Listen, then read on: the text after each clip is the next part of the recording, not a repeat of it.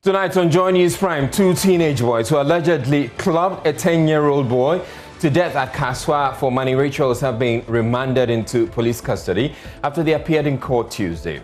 Relatives and friends of the deceased are threatening to exact vengeance.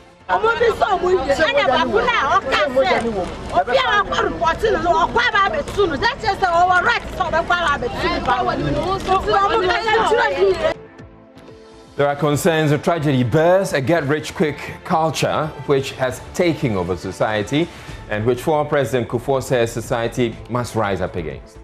How could there be young people? What do they know? And unfortunately, you media people too, you are giving so much exposure to tricksters and fraudulent people. Promising everything. Ghana Education Service apologizes after many SHS3 students made their way to school only to be told the reopening date has been postponed.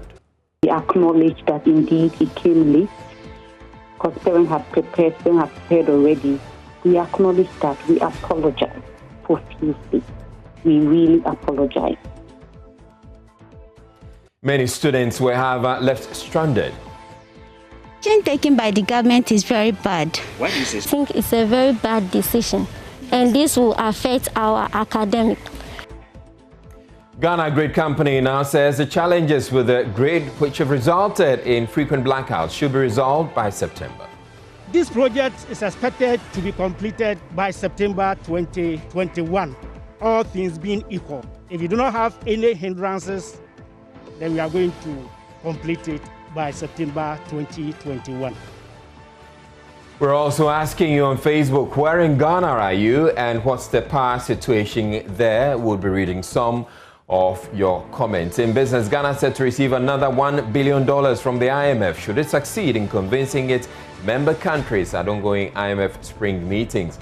My name is Israel. Joy News Prime is coming to you live from our Founder studios at Kokumlemle here in Accra, on your digital terrestrial TV because we're free to air, and also on DSTV channel 421 and GoTV channel 144. This is the home of independent, fearless, credible and impactful journalism. Do stay tuned in.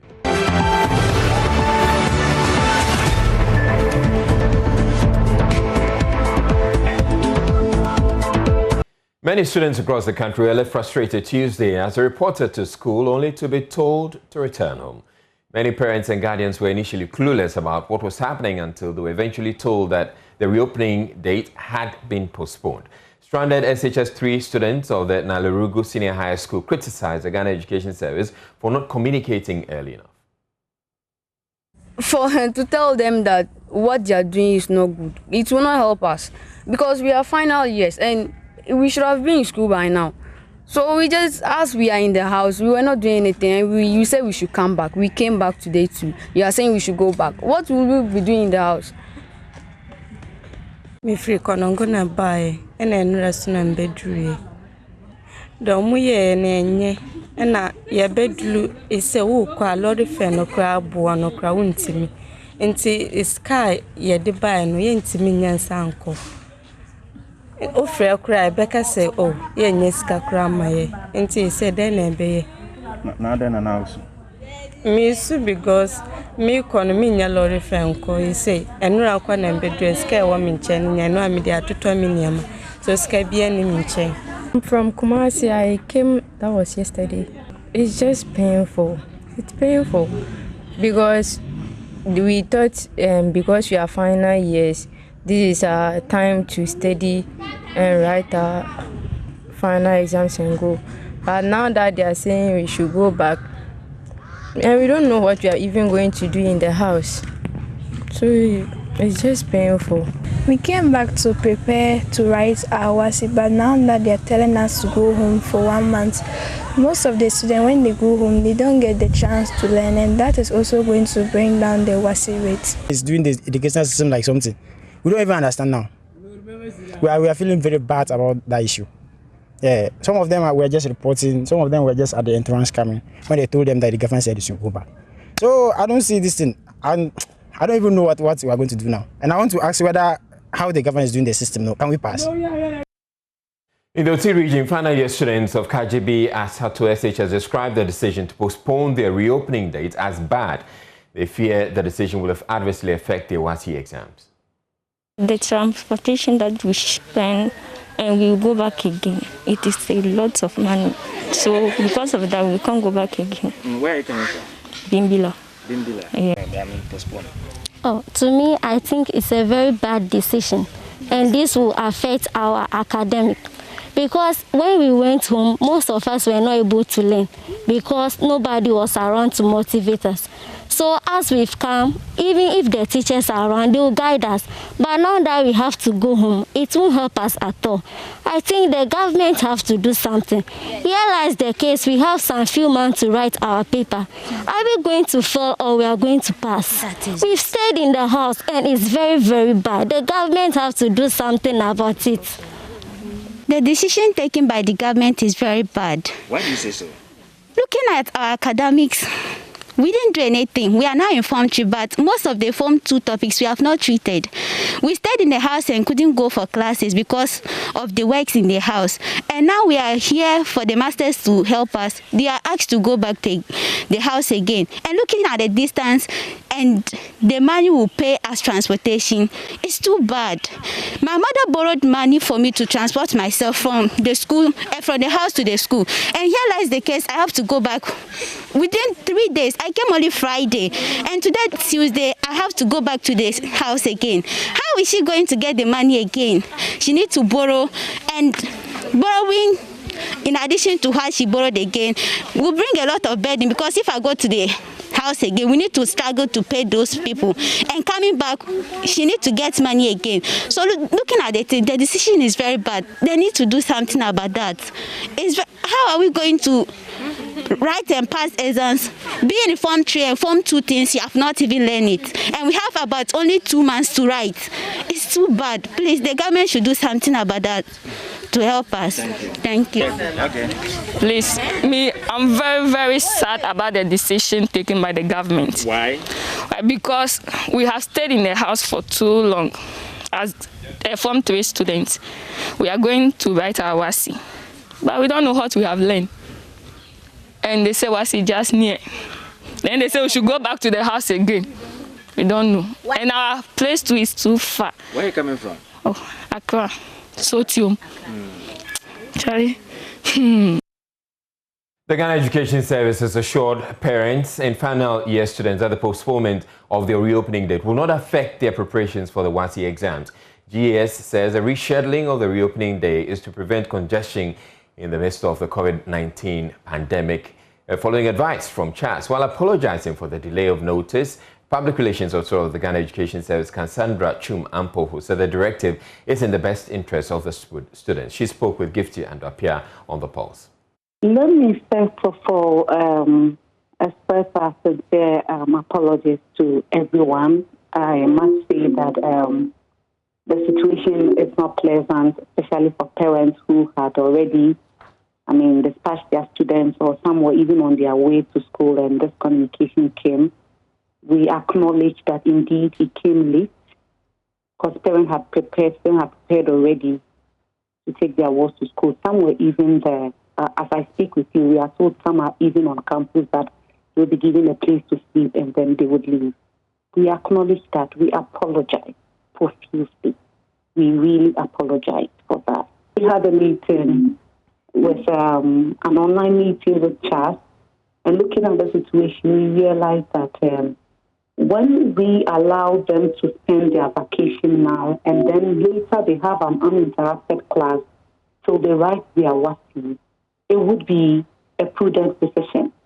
And that's basically the reason why we had to finally then see that again, in order not to have the Form 3s, the Form 2s, and then the Form 2 goals, and then the Form 1s all on campus at the same time, which may be, in a way, may at a point cause some kind of overcrowding or whatever.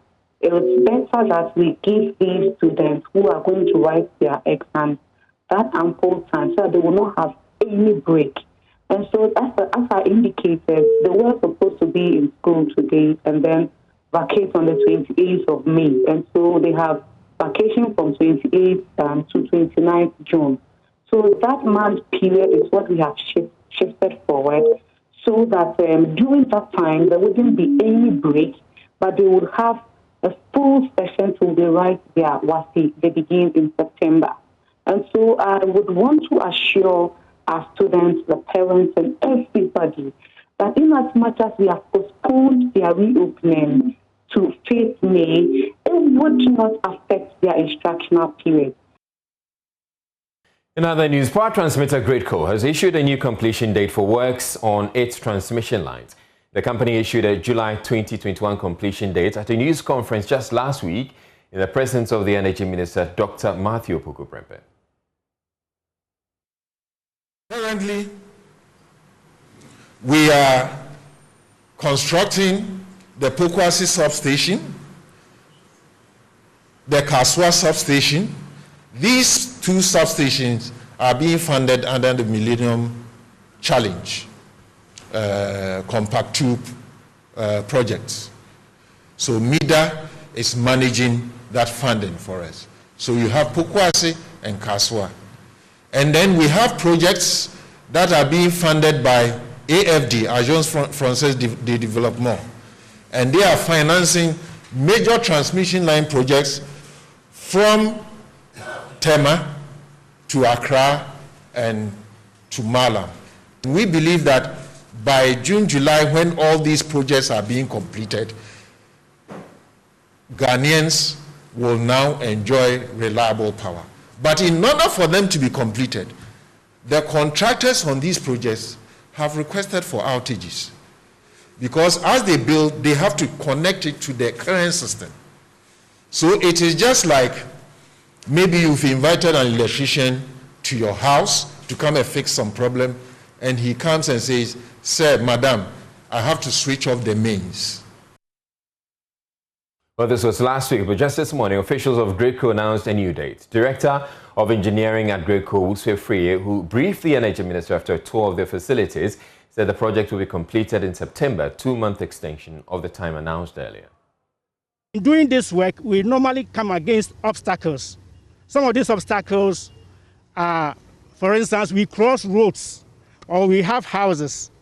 And so if you look at an area like this where we cross roads, we normally have some system which allows us to cross the road without having any impact on the road users.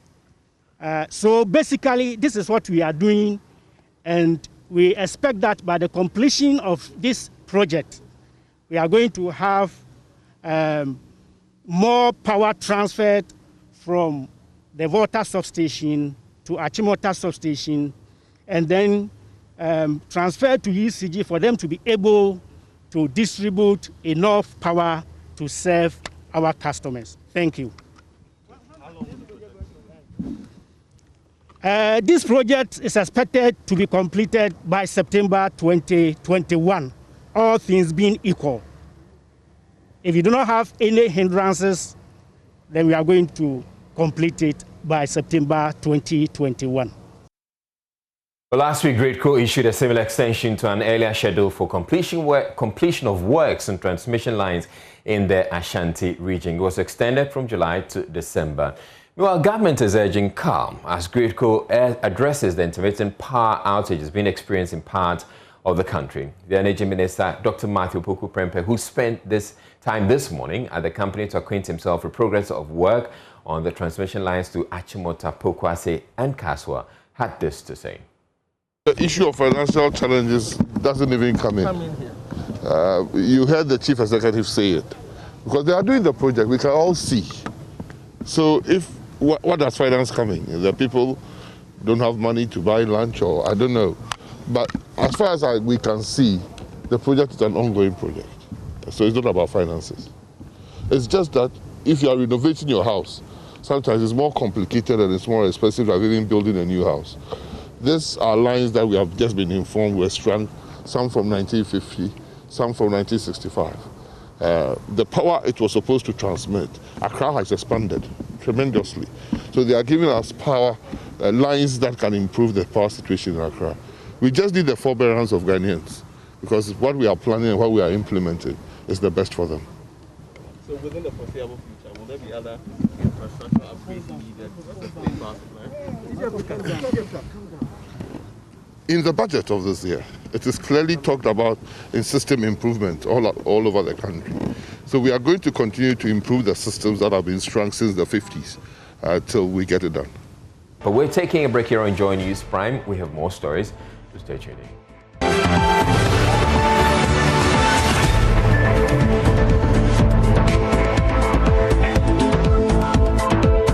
Family members and friends of a 10-year-old boy who was allegedly killed by two teenagers in Kaswa are threatening to avenge his death if the suspects are not punished. The two, aged 18 and 16, have been remanded by a Kaswa Fako court Tuesday and are expected to reappear on April 20. Maxwell Agbagba just returned from the community where the gruesome murder occurred and has more.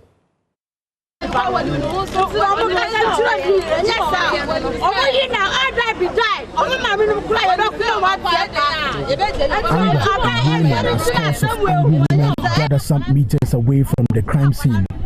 An uncompleted building very close to the residence of one of the suspects and 100 meters away from the home of the 10-year-old boy who was killed.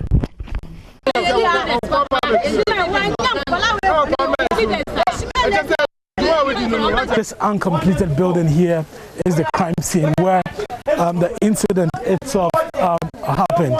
Now, according to a charge sheet from the police, the suspects actually used concrete blocks, and that we're told they used to hit the deceased many times. We also told that they used a club, and the club which was taken from an axe is still here. So here you see the shallow grave, which is here, which was allegedly dug by the two suspects with uncle of the deceased. My sister is staying with them here, closely to them.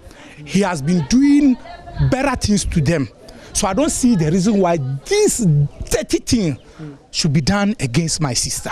So the Nicola's father, who did the marvelous job, his younger son, junior brother to Nicholas, came and reported the case to his father by saying, I've seen my brother and his colleague doing something to Ishmael as far as this uncompleted is concerned. So the father immediately waked up. He came to the room, then he saw blood with blocks.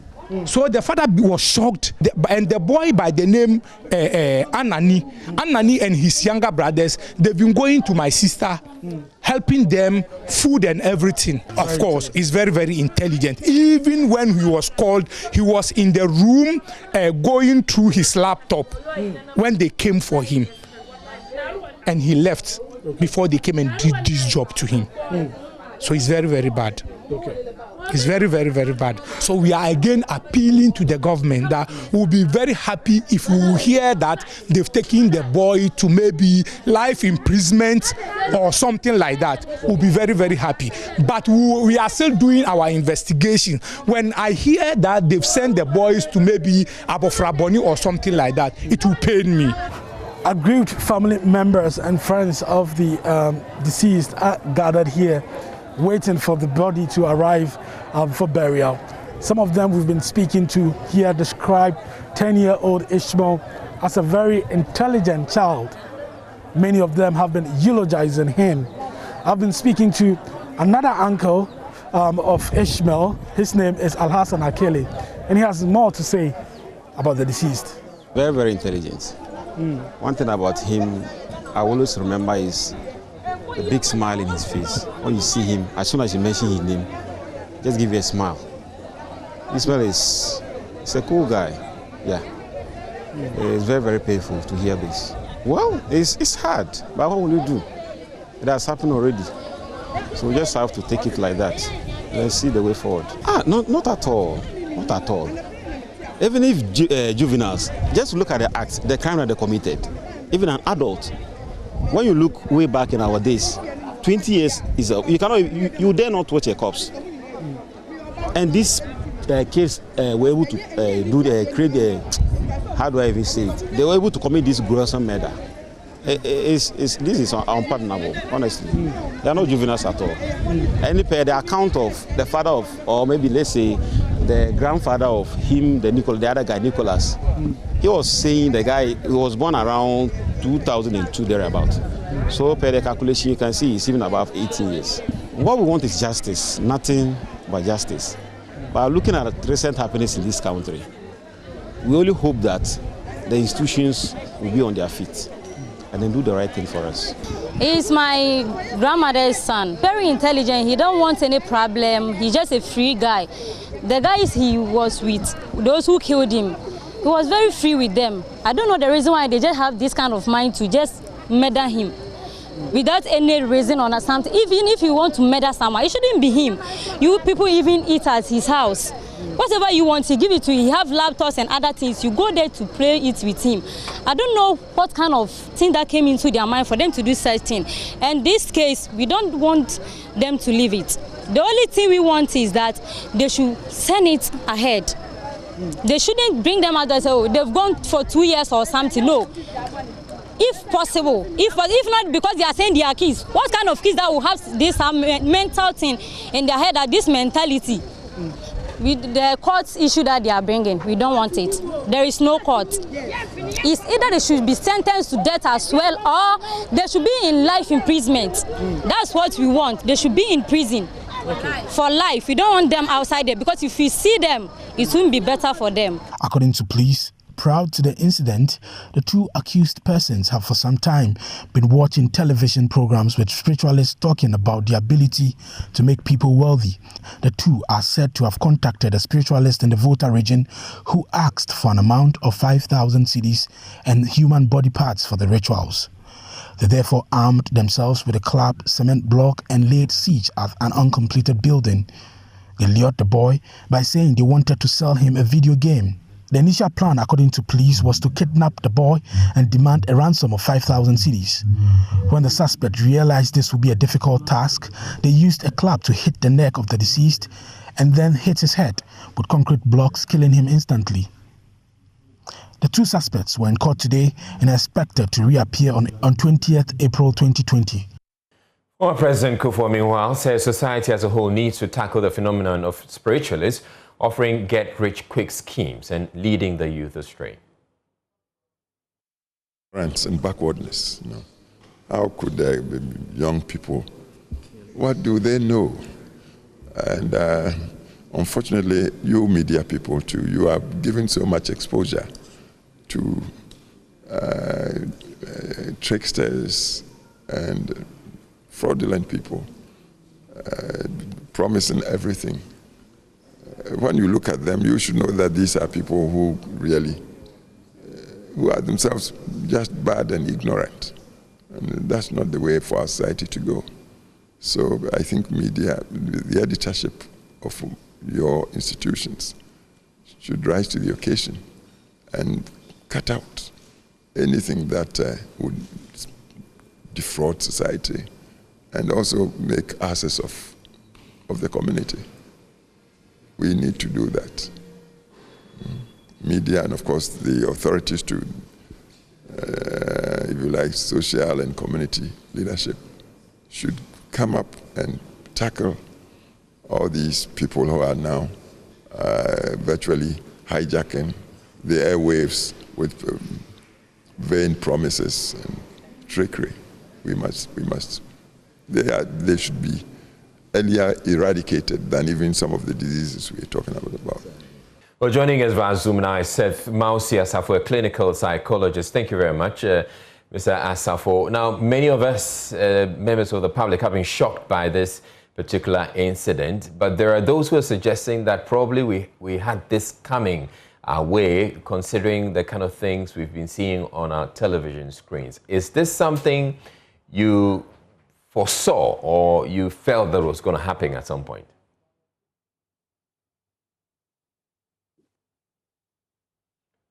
Well, first of all, let me extend my condolences to the seeing anything of this nature coming. However, it's important for us to know that we all learn consciously and unconsciously every single day by the things that we see around us, and they make an impression.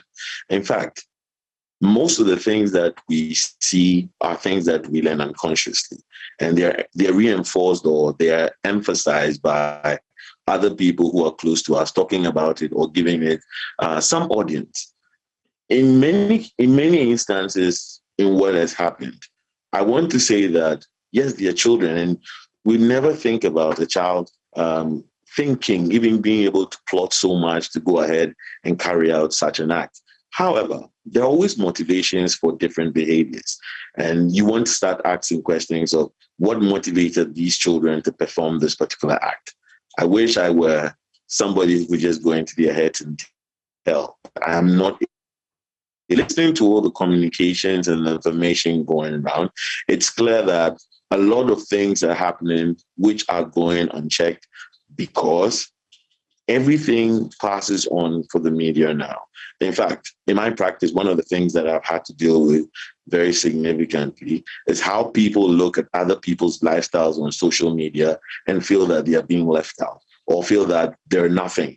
And of course, these kinds of things can push people to engage in behaviors that perhaps are not entirely censored. And it's not that they don't have a presence of mind, but the push is so significant that they go ahead and perform these behaviors regardless. I'm not in any way agreeing with what has happened. It is totally unacceptable and is an abominable act. But I think that society has to come together to help. In fact, our socialization as a people gradually has been skewed. When I remember when I was younger, there were lots of things that you couldn't even think about or even look at. But now it seems to be very open and everybody has access to them. And the more important thing is that we're not able to put these things in perspective. I mean, the agents of socialization largely are being hindered from doing the work that they used to do. When I was little, if you did something terrible, before your parents came home, society would have disciplined you before your parents would that in addition. And as the agents of socialization, as they continuously become hindered, we're going to see more things like this because there's nobody to put the perspective to it. If I'm seeing all these amazing things that people are doing online, driving flashy cars, and I'm not seeing any hard work they put in, it also just supposes that, well, I can also be someone like that. So obviously, some cunning person might have just pushed them. And as gullible as they are, that's what I want to use, for lack of a better word. They also fell for it, and this is what we have. And it's a very sad moment for a country. Is there anything the parents could have done, the parents of the two teenagers could have done to have brought their boys up a lot better so that they couldn't have ended up this way? I wish I had the whole story. I wish I knew their parents. I wish I lived in the environment. So I can't make any statements to accommodate that. But one thing I'd like to say to all parents going forward is it's always good to put things in perspective. For example, when you're watching television with your ward or they're going through social media, they are seeing things, flashy lifestyles of people, you got to make them understand that all these things were not just ends. There was some hard work that was put into it. A couple of weeks ago, I was talking to some students who want to play football, and all they're saying is, so I can be like Ronaldo and have a lot of money and drive flashy cars. And I pointed out quickly to them that he put a lot of hard work into it to get there. And that's the kind of perspective we need to be creating for our little ones and even for the older ones. It almost seems that when we get frustrated, people are always looking for an avenue to cope or an easy way out. And the easy way out usually has its challenges in most cases.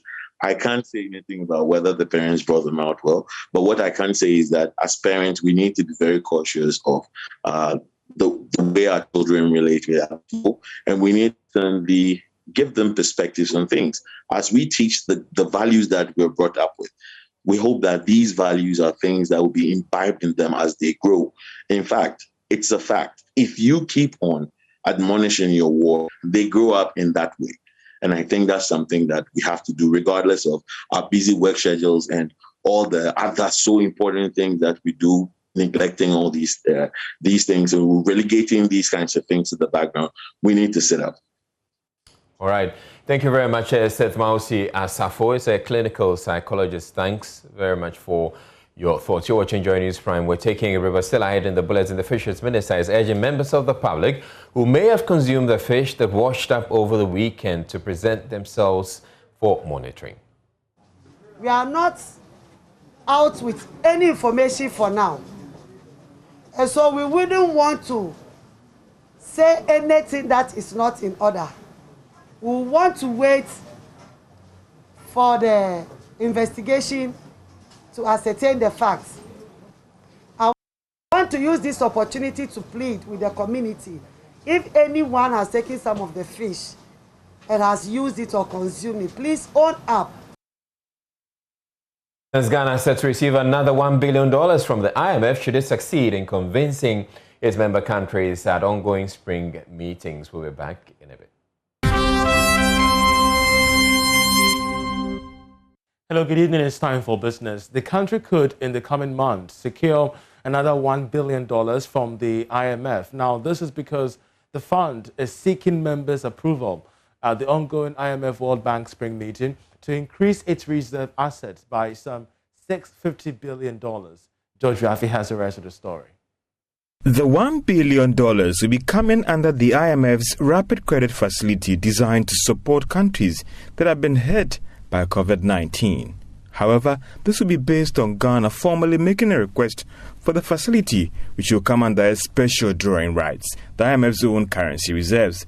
But this will happen only if the IMF, together with a group of 20 industrialized economies and the board of the IMF, agree to increase the special drawing rights by some $650 billion. According to the fund, this is badly needed to support a lot of developing and low-middle-income countries that have been badly affected by COVID-19. The U.S. government, through its Strategy Secretary Janet Yellen, in principle, supports the deal. Therefore, it's likely that the proposal will get the needed approval. But looking at the current financial pressures on government, Finance Minister Kenneth Fureta may exercise the right to draw down these funds. But for some, the major concern will be about the impact of these borrowings on the total debt stock coming on the back of the recent $3 billion Eurobond borrowings. Others are also worried about the fact that will these funds be directed to projects that can pay for these loans back on time, or sectors that can really stimulate growth and fast-track the recovery of the economy. Ghana last year secured a similar amount to help government take care of its COVID-19 expenditure.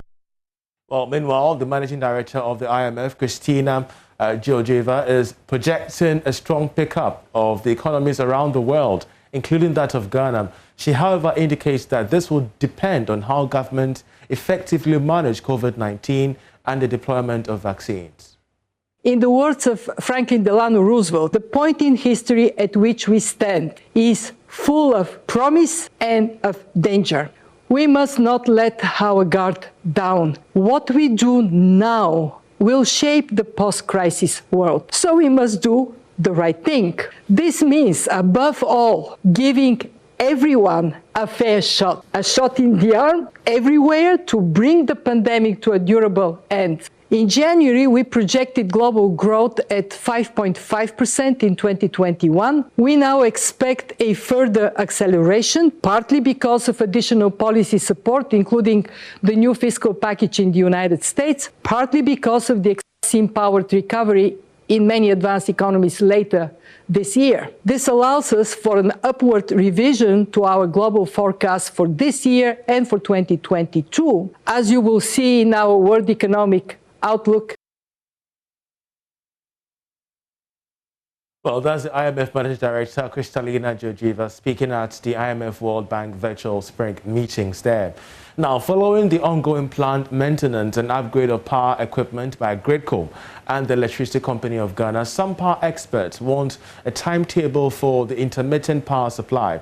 According to them, the present power challenges in the country is practically doomsday, and therefore a schedule will enable consumers to plan well. Nana Amuasi VII is the Executive Director for the Institute of Energy Securities. When you have a situation where the outages keep recurring, then of course there is concern to raise.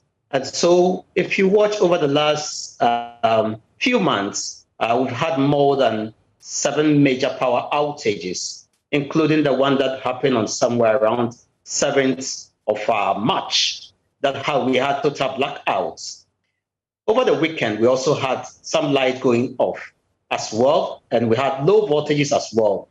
Will you say that in the night, Gridco contractors were undertaking projects? That's why the lights went out? No, they don't work in the night. And so there could be some reasons, some truth to what they say that, yes, we are doing projects and we can all attest to that. However, some of the incidents cannot be alluded or connected to the project that's been undertaken. And if you understand the system very well, you will know that when you give 1 megawatt of power or 1,000 megawatts of power to, for instance, Gridco, they're unable to account for more than 4.5% of that. When you give the same 1,000 megawatts to ECG, they can account for more than 25% of same power. And this are cash, and this is money that is lost. If you have this money, you are losing this money, then of course, it is clear that you are going to have cash flow challenges. And so we know very well, and we understand the sector, and we can say for sure that what we are going through is firstly cash flow challenges. And that'll be all for business. I'm Charles IHS Sports is up next. Time to bring you sports. My name is Hans Mensah Ando, and the former vice chairman of the Safety and Security Committee of the Ghana Football Association, Isaac Kumsin, has called for the use of stewards at league centres in ensuring law and order. This was after Techima 11 Wonders had been banned from playing their home matches at the Ohene Amayal Park following non-compliance of the Ghana Football Association directive for matches to be played behind closed doors. Isaac Kumsin has been speaking to Joy Sports. A very hard stance must be taken. I commend the FA for many a time deciding to suspend the venue of bid violence or non-compliance of the regulations that has been put in place. But I think we have to do more. We have to bend more to do well to, forestall this violence and other misbehavior in our football. We should always remember that the product football or the product Premier League is for the FA. Though the clubs own it, we have acceded it to the FA to manage it. And therefore, everything that FA must do to make sure that we reap the benefits of a good football, FA must do it. For example, over the years, some of us have clamored for institution of stewardship, which I normally call it civilian ushers or police ushers in football, who hitherto play a role to support our football. I've said it many times, and thank God, COVID have given us opportunity to have it. Unfortunately, I still have a problem the way the FA allowed the club to organize it. The way the clubs have done it haphazardly will not give us the needed results. Some of us who have been in trenches and venues of football matches for all this while, for what we have seen and what we have advised, the way FA has implemented it, if football is back and the supporters are back, we cannot achieve what I have always talked about. So we have a long way to go, and there are many things that we have to do to make sure that our football is played in good environment and violence-free. Let's do more on the Ghana Premier League, and Legon City's head coach Bashir Hayford wants the Ghana Football Association to select specific venues for league matches because many are unconducive for association football. According to him, football in the country will reach its apex when the facilities are good to host matches. Here is a report by Muftau Nabil Abdullah. Brekum Chelsea had to relocate their venue to the Nana Ajimambedu Park in Doma following the decision of the club licensing committee of the GFA to suspend the Golden City Park indefinitely. The first game the venue hosted saw the 2012 CAF Champions League participants defeating Legon Cities by 2-1. Head coach of Legon Cities, Bashir Hayford, is unhappy with the state of the playing surface and has called on the Ghana Football Association to choose specific venues for league matches. I wish, and I've proposed, that they pick about 8 league centers and then they draw the fixtures. Whichever area you have to go and play, you play. You pick the stadium. Well, listen, you go there, the environment. Why is it that people play? So the environment, the conditions, very good for association football. Is it also good for association football here? That is what our worry. And I cannot keep quiet as an experienced coach like me because we are spoiling the Ghana football. In the second half, Legon Cities appeared to have had a penalty call and what looked like a genuine goal denied by the referee. Bashir Hayford alleged that the referee was threatened by the home fans. They were intimidated. Now they are at the tunnel. They told them that if even one of them chased them into this, I was annoyed even chasing him into the room, telling him if they should lose, they will beat him like the one Manafo something. Yeah. And so that one Manafo, the referee doesn't want to also be beaten like what. So he was scared. And look at what happened. Now what happened to everybody saw it. Sure. People have been calling. They saw it live. Sure. Everybody was looking. What happened to that last goal that he didn't take? You see, these are some of the things that happen in Ghana football. If you were a coach, you really don't know whether you are going forward or you are going back. You prepare your team and you come forward and the referee robs you. And then they tell you they will beat you like Omanasofo. They will beat you like Omanasofo as well. So Legon Cities felt threatened in this game? Yes. I see. Yes. Okay.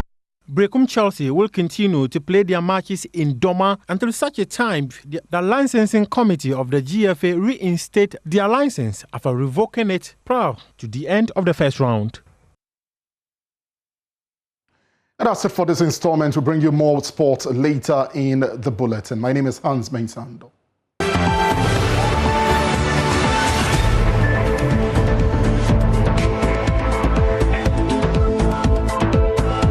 Let's now take a look at the stories of My Joy online. There are quite a number of interesting stories there which you may want to go check out. So we're not having doomsor be calm as government resolves power crisis. That's the Energy Minister Matthew Poku Prempeh. And then teenagers who allegedly killed 10-year-old for rituals remanded into police custody. And Inusa Fuseni questions rationale for allocation of 45.5 million cedis to construct constituency offices for 70 MPs. And bystander fleeing filling station robbery, shot dead.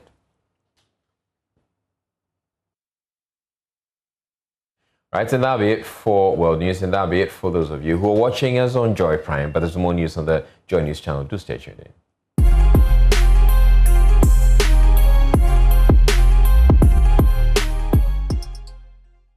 All right, so time for Showbiz and Becky. Bex is here. Hello. Hello to you, Easy. How was your holidays? It was good.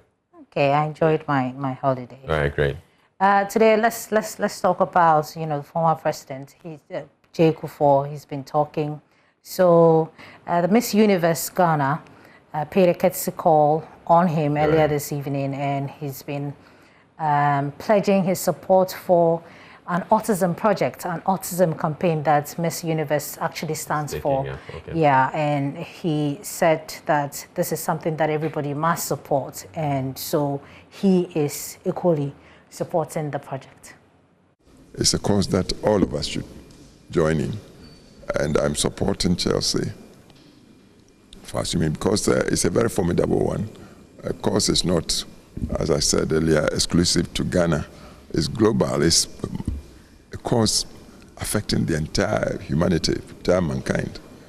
And I believe that with science and continued research and technology, man has a chance to overcome the setback, the drawback, and enable people who are suffering it to live normally in society and also to contribute their quota, because apparently some of the afflicted, they tend to be very highly endowed. When they find their niche, they perform. So I'm happy that she has invited me to be part of the, if you like, crusade to tackle. Former President J.A. Kufuor. Praise is a Nigerian musician, Izzy, and he was on E-Vibes just last weekend. And he's been talking about his music. He says that he wants his music to impact lives positively. This is something that a lot of people, or some musicians, don't really pay attention to whilst going into music. But he is saying that this is what he wants. He wants his music to impact lives. He wants people to, he wants his music to save people, in a way. He spoke to me on E-Vibes. So I like to make music from a point of view that everyone can relate. Okay. I can sing, I'm going to the club, popping 100 bottles. I could sing that. But how many, everybody wants to live that life in the sense that they want to be successful, that they could live that life. But in the reality, how many people can relate to what you're saying? So when I make music, I like to make music that people can relate to. If I'm writing a love song, I like to write songs that when you hear, I know what he's talking about. I've been there, and I've been blessed to get messages, a lot of messages from people to say, yo, your song got me through this time. And for me that's success. For me that's everything. That's what I want. I want my music to be able to get you through hard times. So that's it for me. Praise, he collaborated with Stonebwoy. He has a song with Sarkodie. He's currently working on a song with Kwesi Arthur. The reason why he was in town. Right. But let's move away. Let's talk about some other interesting story and one inspiring one. Adesoa Etomi is wife to Banky W. So apparently they had I call that movie that they did together, Nigerian Wedding. Yeah, I think my wedding or something. I forgot. Yeah, wedding something. Okay, so she has a baby now. She has a baby. She gave birth not too long ago. They had a song out. Her husband released a song, but she's now talking about, their past experience. They had actually had a miscarriage. Oh, okay. They were pregnant with twins. And she thinks that this is something that a lot of people don't talk about, and she thinks that talking about it is very important, which is the reason why they're sharing the story. Of course, God has the final say, and so they have a beautiful baby that's, that's Adesoa, and I want to marry a musician or something like that. Really? Everything is on camera. Life isn't as glossy as you see. I know. With them. Yeah. Right. Thank you very much, Becky Bex, for bringing us Showbiz. And we have more stories coming up. Do stay tuned in.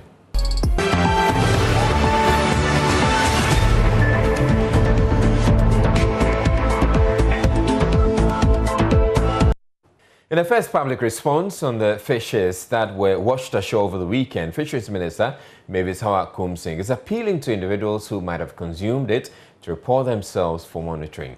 While some coastal communities in Accra had fishes washing up on the shore, in Axim, more than 300 dolphins are said to have landed on the beach. The minister, who was on a tour of some coastal communities that have witnessed the phenomenon, indicated that every bit of information will go a long way to help in investigations. We are not out with any information for now.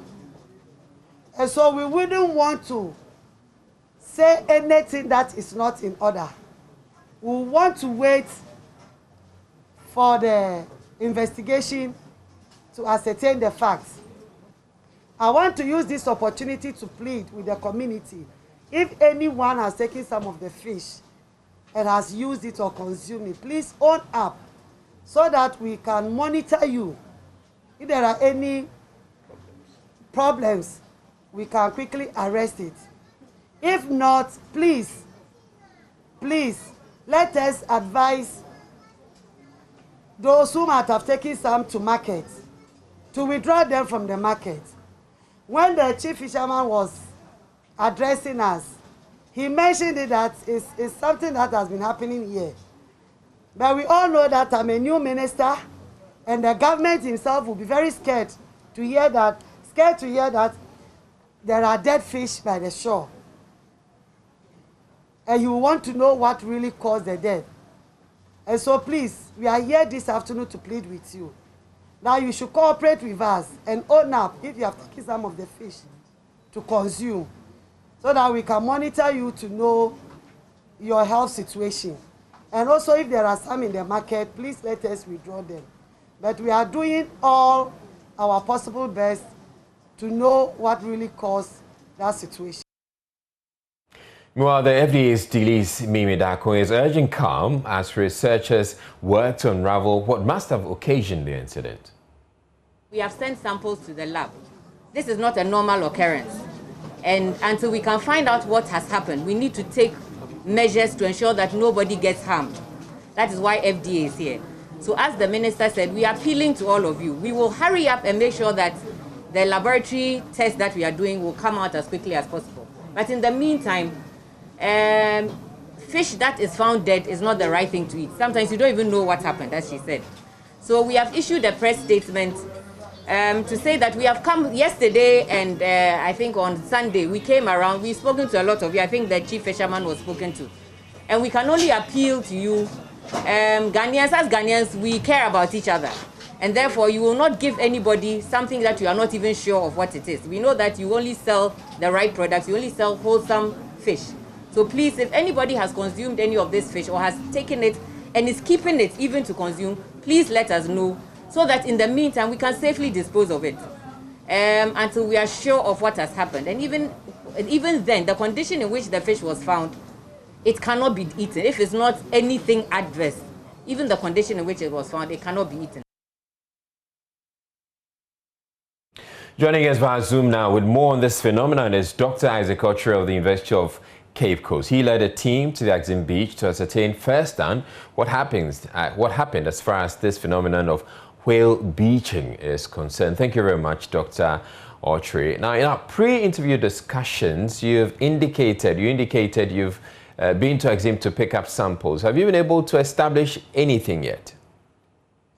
Well, thank you very much, Israel, and good evening to your listeners. As of now, we have not been able to scientifically establish anything yet, or any potential causes of the beaching of the dolphins at Axim. As a matter of fact, international whaling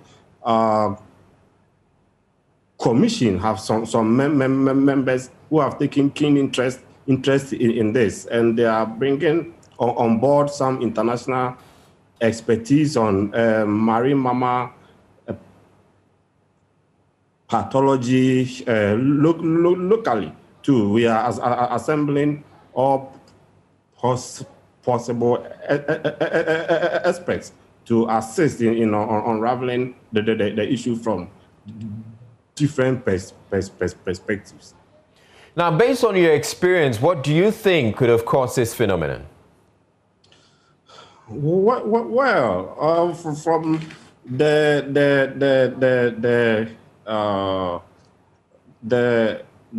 people who were eyewitnesses at the beach, from their accounts and information we solicited, I think the first underlying understanding is that all the dolphins arrived at the beach, or they got to the beach alive. None arrived dead, and per the explanation they gave, it coincides with the normal dolphin social behavior that we may be aware of. They arrived at the beach, they lined themselves up, and then it seems they had a lead. Of course, it's not normal of some of their social behavior as they move. There is a lead that may be guiding where to move. So the lead led, and then they were moving towards the shore. At that point, some fishers and some people are at the beach. I think some people were making Easter merry at the beach, and we understand they were playing music too. And you know, marine mammals are sensitive to sound. They use sound to move and other behaviors, and sound can also interrupt their behaviors. So as they were approaching the shore, some people jumped into the water to take a hike at the back of some of them. We didn't have any account that the dolphins harmed in anybody. They hiked at the back of some of them, and the dolphins brought them to shore. For me personally, it was unfortunate that when they got to shore, some people started butchering them. We understand some started butchering them, and it went on for a couple of hours before the Marine Police and the Fisheries Commission of officials arrived.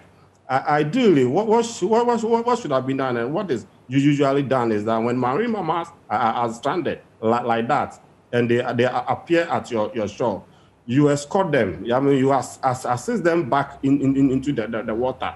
There have been some instances where some beach somewhere in other countries like Cape Verde, and even they tried to escort them, but unfortunately they beached again and died. But there are other instances where they were escorted and they found their way back. And in the case of Axim, we understand from the police commander that on that night, they tried and escorted about 38 of them. And so far, we didn't hear of any incidents of mortalities. As well, after they were escorted, maybe they died and they beached again. So it could have been that if the education was there and the understanding was there that marine mammals are protected organisms, they may get stranded and then beach at your shore. And when it happens like that, you need to escort them and take them back. And if they had done that, perhaps we may not have encountered that large level of mortalities or deaths that we did. All right, so we're learning that there are some reports suggesting that there were as many as 300 dolphins. Is that what you found out? For now, it is still difficult to get the exact numbers, and the numbers we are getting, sometimes when we try to add them up, they are not adding up. So for now, we can say that they were in their hundreds actually, but we cannot put exact number to it. Even this evening, I received a call from someone in the community who closely works with us sometimes. We received a call that they are going to find some in some people's homes, which means despite the ones they escorted, and even yesterday while we were there was a truck full, which I understood from the police that it was about 25 individuals.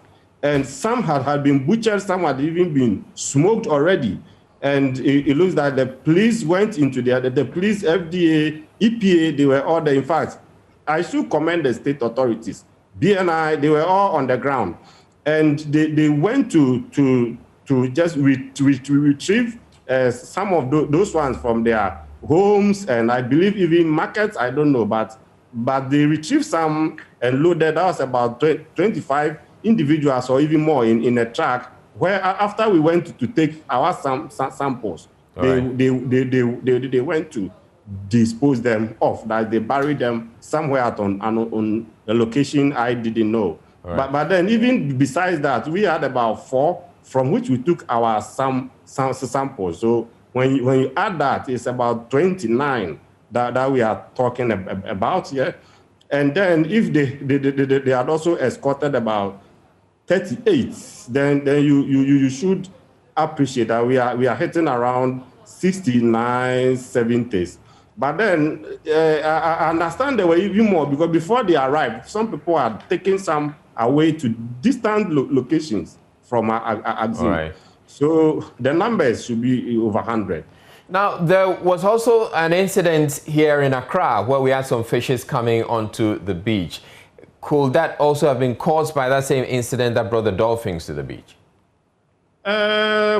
Possibly, they could be linked, but they may also not be linked, because a fish is not a mammal, and marine mammal is not a fish. So they are different organisms, though both animals, but they have different anatomy, physiology, and everything. So something that may cause the death of a fish may not necessarily cause the death of a mammal. Right. And something that may cause the death of a mammal may not necessarily cause the death of a fish. But they could be linked, as I said. For now, we are not sure. Usually for marine mammals, they beach because of a number of things. Some may have been trapped by some people's fishing gears, but in this case, it's a very big school, and we don't have any report of a fishing gear being involved in that. But usually, this particular species of marine mammal, the melon-headed whales, we have had such an incidence of beaching of such a big school in the hundreds in Cape Verde. Before, I think in 2007, there were even 2 incidences of beaching. And then in 2008, in Madagascar, I think the same melon-headed whales, they beach. In the investigations that were conducted in such instances, I think the ultimate report associated their beaching in a way with some kind of sonar activities, right. Sonar related or sound related activities that had gone on in the sea. For now, we are here to pick information from EPA whether there has been any seismic activities in our sea in the last couple of days or months. That may have and caused it. Even also pick from other sources. They are known to be prone to high frequency sonar activity because they also move with sound. Right. So they use sound for echolocation. They emit sound themselves. The sound hits an object. It tells them this is here. Don't pass here. If you want to go here, this is where you have to pass. So if they emit sound and then the sound also meets or something else emits sound of a similar. It tends to confuse them.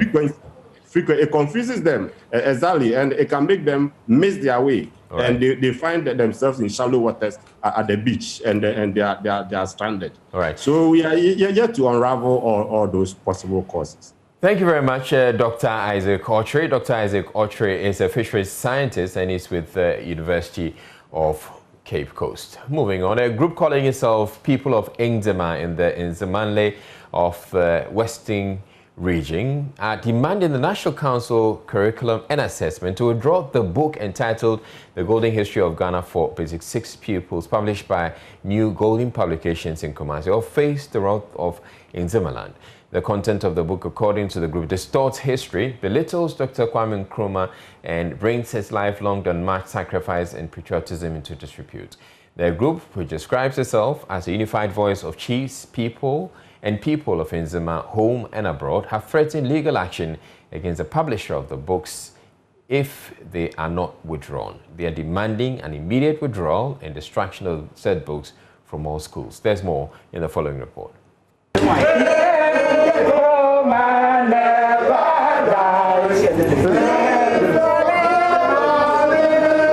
Dressed in red war apparel, these men and women from the Nzema land surround the tomb of Ghana's first president, Osajifo Dr. Kwame Nkrumah, pouring a libation, invoking the spirit of the former president to deal ruthlessly with an author and publication house they believe is defaming his name through a history book for basic 6 peoples.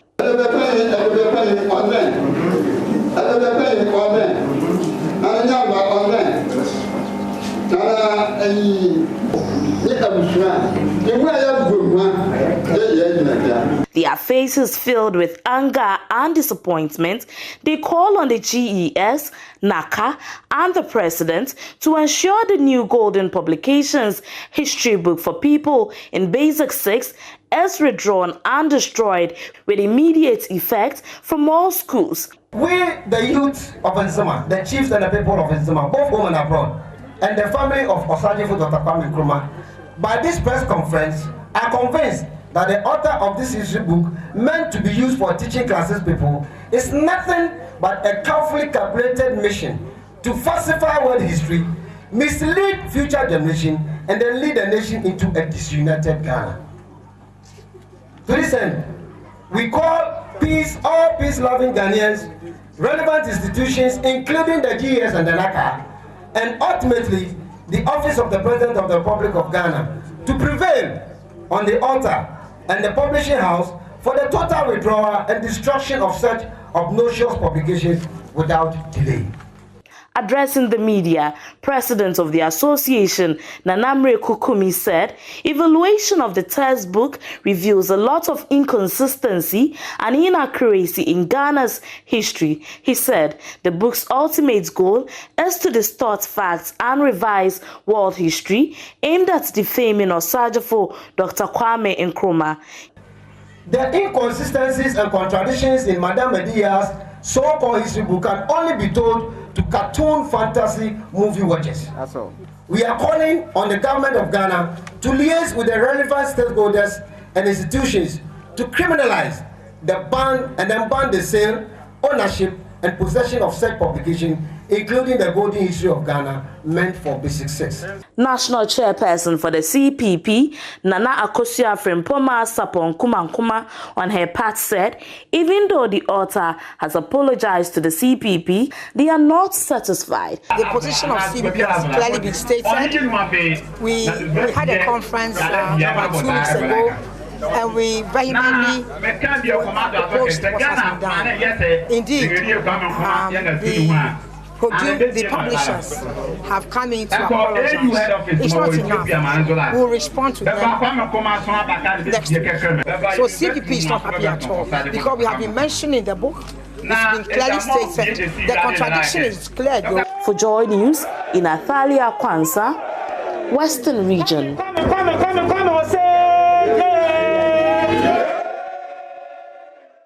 Now, scores of residents at Achomoda in the eastern region have been displaced by a Sunday evening rainstorm. About 10 of them sustained severe injuries during the storm. Several buildings, including schools, churches and homes, had their roofs ripped off. Trees that fell on the streets of the town held up traffic for hours.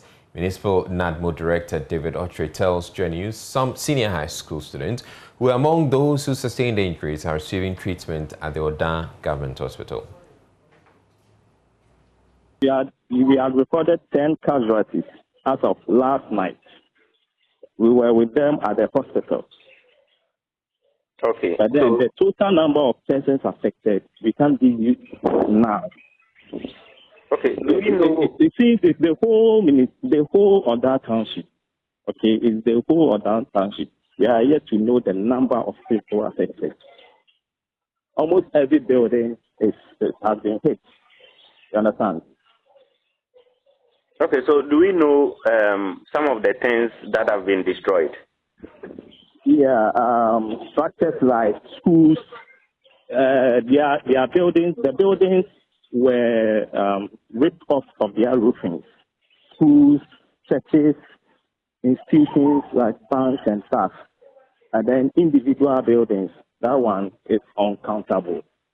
Individual buildings uncountable. And because it has affected their roofings, the rains also entered their rooms and then destroyed some of their electrical gadgets and other properties in the room.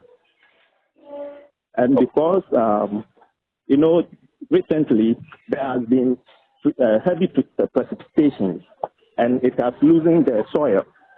So it also made big trees to fell. Some fell on vehicles, some fell on buildings. And then, humans. Okay. So at the moment, yes, those are what we have recorded. 27-year-old Suleimana Abdul Samed, alias Awuche, who was featured on Joy News as the tallest man in northern Ghana, is apparently suffering from a medical condition which will have to be treated. Suleimana, originally of average height, sprouted within a short period in what his family suspects could be a case of gigantism, which causes abnormal growth, notably in height. Suleiman's aunt, Rukiyatu Sali, explains they have not been able to send him to the hospital for several years now due to financial constraints. She spoke with Joy News' Mahmoud Mohammed Nuruddin after the story was aired last week. Rukiyatu Sali. My name is Rukiyatu Sali. I am not always happy to see Awuche in his current condition. When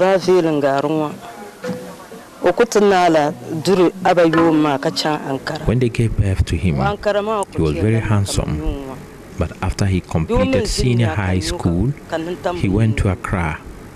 It was after he came back from Accra that these abnormalities occurred to him. Seeing Awuche in this condition causes me to cry every day. We need people to come to his aid to improve his condition, because empty hands cannot put out fire. You need to have water before you can put out the fire.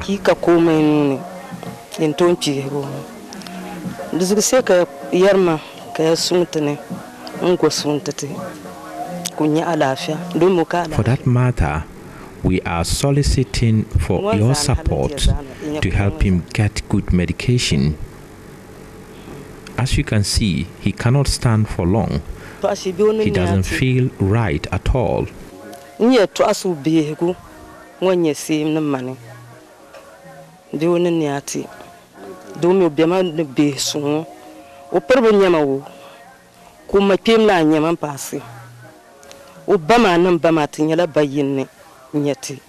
If I have to talk about Awuche's good deeds, we cannot finish them today. He is living well with me, and I am his auntie. His father and I share same father. He is a good man, I must admit.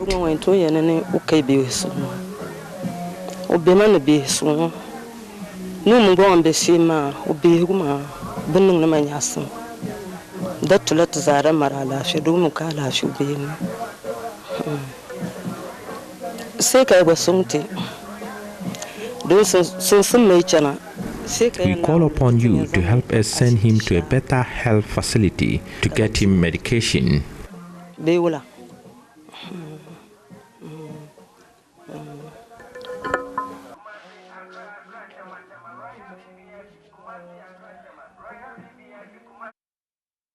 You're watching Joy News Prime. We're taking a break here. We're bringing you more business news to stay tuned in. Hello there, it's now time for business. Oxford professor Noel Tego says government Ijapa royalties deal, which sparked some controversy, should not be cancelled but be subjected to a national debate. It's 3 months now since the Ijapa royalties deal was suspended, but according to Professor Tego, the debate should look at the valuation process, alternatives, as well as a possible mixture of financing national spending. People collateralize their earnings all the time. So think about you having a pension. Okay, you can choose to take your pension every month after you retire, or you can choose to take your pension in a bulk sum, and you can choose to take your pension as a mixture, a bulk sum to start with, and then some annual earnings from that.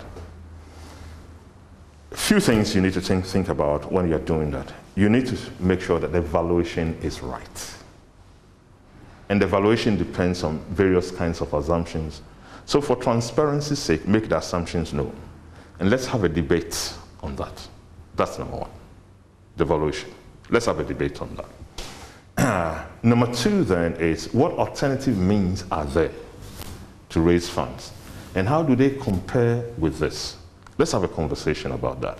So then you have a portfolio or a mix of funding, some Ijapa-like funding, Some just go on the commercial market to borrow, and so on. So that is number 2 in terms of that. Number 3 is that within what development framework are you collateralizing these things? Would you say then that it's been suspended for now? Should we bring it back for a conversation? Well, I think we need conversations broadly on financing that takes into consideration things like EJAPA, things like borrowing money, etc. If we have not been able to kind of expand our tax base. But what I'm saying is this, that once you put it within a framework and you say, okay, we're going to use it, let's say, to fund rail infrastructure. Mm-hmm. How much, by how much? I mean, what rail infrastructure, how much is it going to lift up GDP, all things being equal? Mm-hmm. And then when we fund, we're going to come back and do an impact assessment to say, this is what is happening. So I think, most people have not understood EJAPA, and some of the conversations that have taken place are really uninformed, this thing. But that's part of the suspicions and the banding of accusation back and forth. My understanding, limited understanding of the politics around EJAPA has been about conflict of interest of central players in government. Exactly. That should stop. It's just cure the conflict of interest. That's the easiest thing to do. Now, the Member of Parliament for Ejisu constituency has instituted a microfinance scheme to help startups in the constituency. Now, this is part of efforts to deal with the rising levels of poverty among constituents. The Member of Parliament, John Kuma, believes that the program, together with other government initiatives, will wean some constituents of poverty. Mr. Kuma there's more in this report. The Livelihood Empowerment Against Poverty, or LEAP, is one of government's key programs to support the poor in society.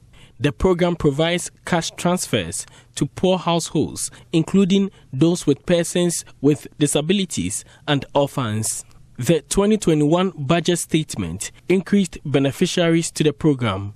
Ejisu MP John Ampuntiakuma has lauded the increment, but says his office will have to do more to help reduce poverty among constituents. It cannot cover all of them, so we still have to do something within our own strength to help our constituents, the little that we can also add to what government is already doing under the LEAP program.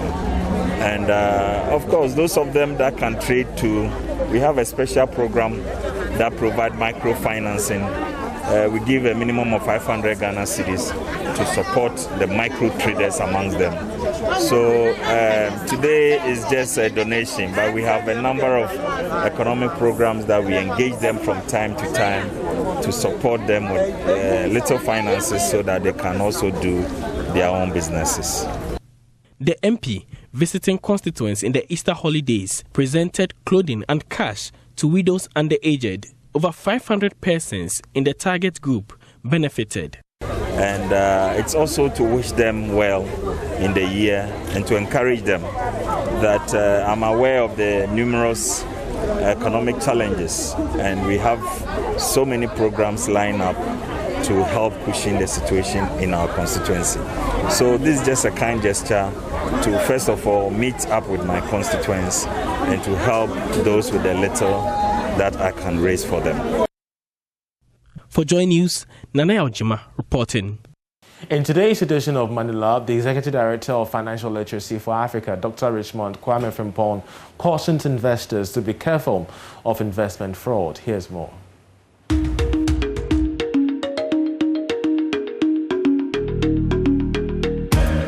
We've been learning about how to spot fraudulent investment schemes.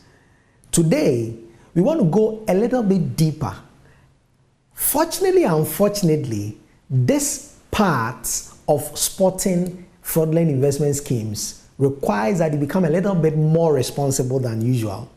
Now, we've already established that before you take any investment decision, check which regulatory arm the institution falls under.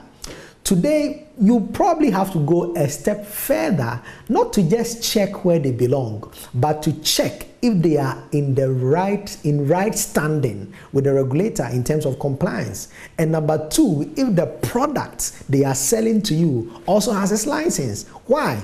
Because in that investment banking space, products also are supervised and regulated, quite apart from the issuers that issue them. So an example, if I buy a mutual fund today or a collective investment scheme, it has its own license, and the issuer, which is the asset manager, also has its license. If you check one and leave the other, you may become exposed to a fraudulent scheme. So check both responsibly so that you are out of the quagmire of a fraudulent scheme.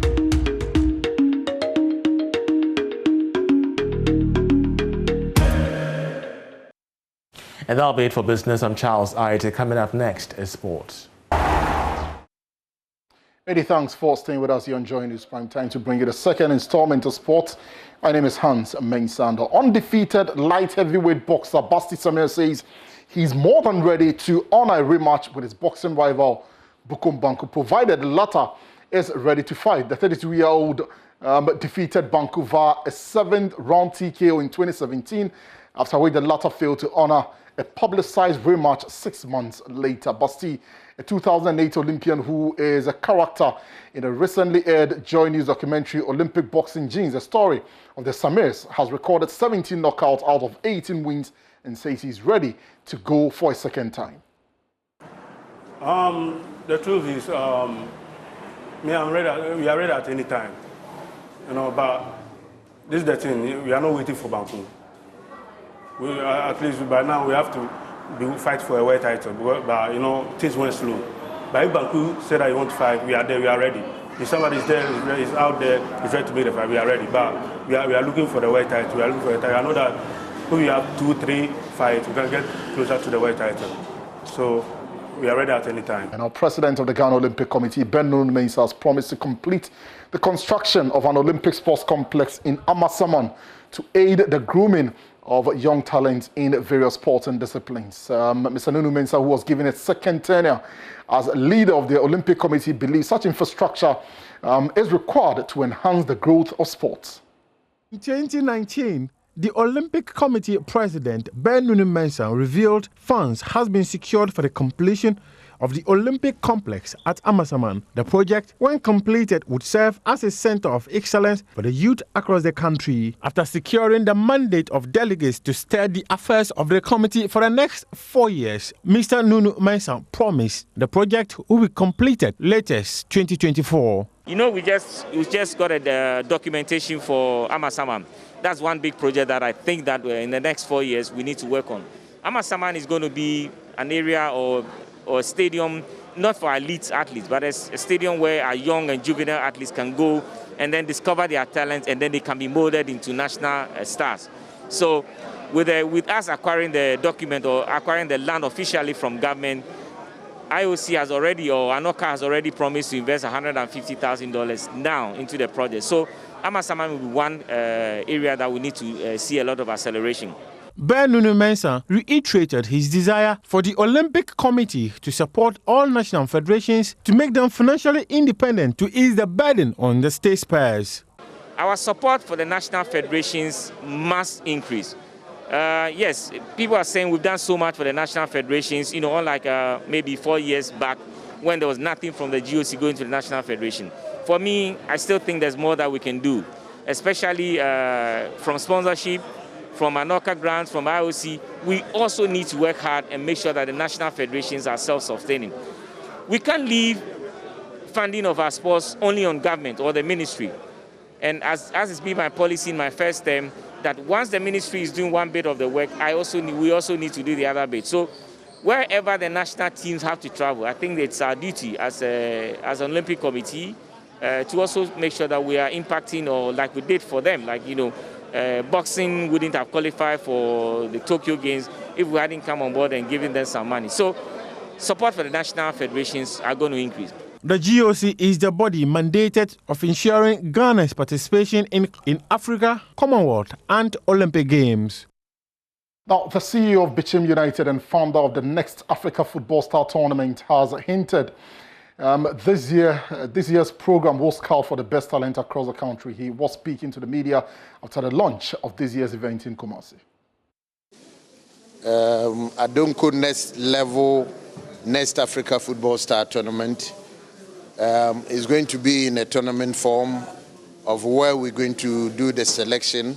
So from the selection, we're going to get the qualified players to do the soccer reality show. As you can see, I am the father of soccer reality shows in Ghana. I can tell you categorically that the first one was my concept, which was taken by some people. So now the real deal is born.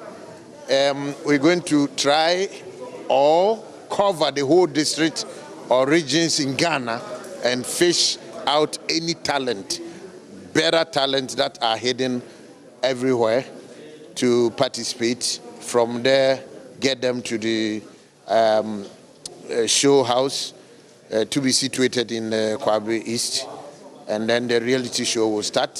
From there, travels will start. If we had to play in the league, like Division 2 or something, it will start and the academy will get growing. I want to see some of the boys becoming better professionals playing somewhere. I want to see some of the boys getting life. That is success for me. We would definitely focus on the local league. As you can see, I'm involved in the local league. I'm involved with Ashanti Gold. I would love to promote young players to be in the Ashanti Gold team, just as I did in Bichim. You could see that about 15 years, 4 of them are playing in the starting lineup here in Bichim. So if it happens that we get good talents at that age that can, push us go to the level that we want, we'll push them there, and they can also come into the national team. So at the end, we will staff the local team also. Every year we'll do scouting, and in fact, the dream is too big. We call it Next Africa. So we will expand after Ghana is well seated. We will expand to the neighboring countries to see if we can get some talent that will fit it up. We think of nothing but the best. So the best, you cannot favor the best.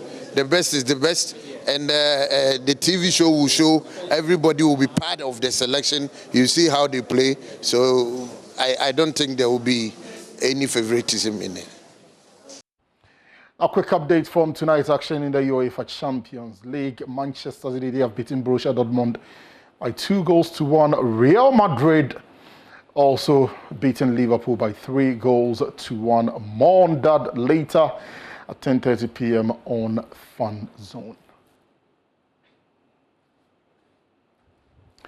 That's it for sports. There is more at myjoyonline.com/sports. My name is Hans Mensando.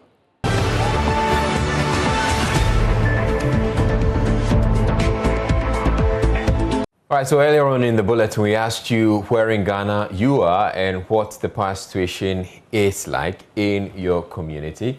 And we're bringing you some of the comments that you have been posting on Facebook. So Joel Kobler says, Domi, it has been stable though since Saturday, but you can't trust ECG. I've ironed everything I'll need for the week and I charge my phone every hour. Okay. And Basil says, I'm in Bamboy, Israel. Me, I'm fed up. When I go to work, they off it. When I come back to sleep in the night, they'll off it. They should take their power. I'm going to get myself a solar panel. Right, Joseph says, as for Mankesim, it is pre and half current. By Jeremiah says, currently in Sabova, part of the district is enjoying light. Part 2 is darkness since yesterday. Something must be done immediately. Peter Anderson Brobe says, Kumasi team off and on, and at the same time have current. So these are a few of the comments that you have posted on our Facebook page. And that'll be all for the bulletin. My name is Suzala. Thank you very much for watching.